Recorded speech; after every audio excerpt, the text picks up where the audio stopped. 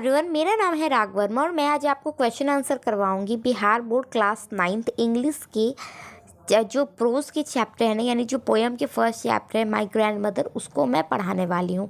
तो मैं उसके क्वेश्चन आंसर यानी कंप्लीट सॉल्यूशन को बताऊंगी। तो सबसे पहला जो हमारा है ना वो ट्रू एंड फॉल्स है। तो यहाँ से आप क्वेश्चन देख सकते हो, अगर आपने बुक नहीं लिया है तो स्क्रीनशॉट ले लो। और यहाँ नीचे रहा आंसर, जो कि फर्स्ट का होगा फॉल्स, सेकेंड का फॉल्स, थर्ड का फॉल्स, फोर्थ का ट्रू, 5 का फॉल्स, 6 का ट्रू एंड 7 का ट्रू। उसी तरीके से यहाँ फिल इन द ब्लैंक्स, क्योंकि ये बोलने से कोई फ़ायदा नहीं, झूठ मूठ का वीडियो लंबा होगा। तो ये अगर आपने बुक नहीं खरीदा है तो यहाँ से आप स्क्रीनशॉट ले लो या वीडियो रोक के क्वेश्चन लिख लो। और ये रहा आंसर, फर्स्ट का होगा वर्ड एंड सेप, सेकंड का wood and quickly add wood, फिर है फेल्ट हेड, फिर है वुड वर हैंड्स, फिर है हर्ड फ्रॉम, फिर है वुड वुड। ठीक है, तो ये हमारा ट्रू एंड फॉल्स कंप्लीट हो गया। अब ये यहाँ पे से मैं क्वेश्चन आंसर स्टार्ट करती हूँ, क्योंकि बहुत सारे बच्चे होते हैं ना जो बुक नहीं लेते, तो मैंने तो सोचा पहले कि डायरेक्ट क्वेश्चन आंसर करवाती हूँ।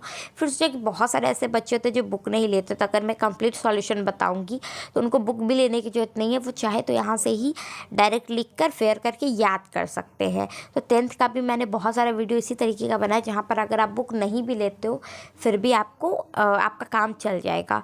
फर्स्ट क्वेश्चन है शॉर्ट क्वेश्चन आंसर जो है कि from what distance does the poet recognise his grandmother. तो his recognise his grandmother from a mile, मतलब बहुत दूर से वो अपनी ग्रैंड मदर को रिकॉग्नाइज मतलब होता है पहचानना।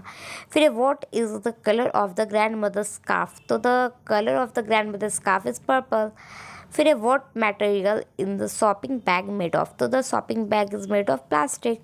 फिर what are the two things in the first 8 line with the speaker associated with his grandmother. तो इसका है the speaker associate with her purple scarf and her plastic bag.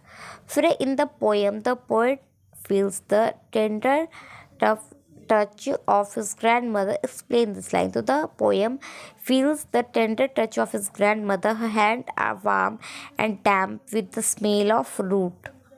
ठीक है, ये चैप्टर अगर आपको नहीं समझ में आया तो आप कमेंट करोगे तो मैं चैप्टर आपको पढ़ाकर वीडियो डालूंगी, क्योंकि ये क्वेश्चन आंसर वाला वीडियो है तो यहाँ पे मैं समझा नहीं सकती हूँ, बट अगर आप कमेंट करोगे तो मैं आपको चैप्टर समझा दूंगी।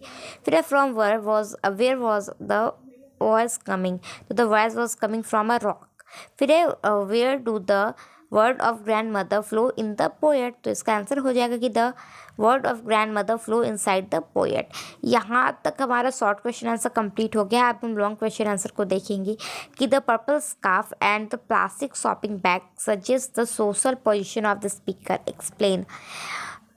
तो इसका आंसर होगा कि the poet describe that his grandmother has a purple scarf and a plastic bag with her that give as an idea to know about she is so middle class family, she goes to market for shopping, she belong as a middle class family. Okay, second है कि how does the poet express a close and emotion relationship with in grand mother discuss. तो इसका answer हो जाएगा कि all there is a mile distance between the poet and his grandmother, yet he feels that she is near somewhere. Her hands are felt on his head. He can see her purple scarf and her plastic bag, shopping bag. Sorry.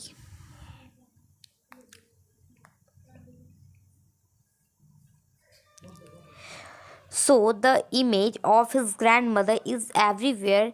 It is due to the emotional relationship between two. फिर explain the experience with the smell of root. So the poet has used her roots that is very suggestive. It is thought that some kinds of plant are grown in grandmother grand garden and she must have done the gardening, so she touched the poet head with her hand that smell clear about the roots. Fourth number question है कि why does the speaker say a voice coming from a rock. Where does a voice come from a rock? Having you ever experience your sound is coming back to you. तो इसका answer होगा कि I think the poem grandmother is dead, so he hears her echoes only. He has come emotional, therefore he hears his grandmother's voice in the surrounding even after the death.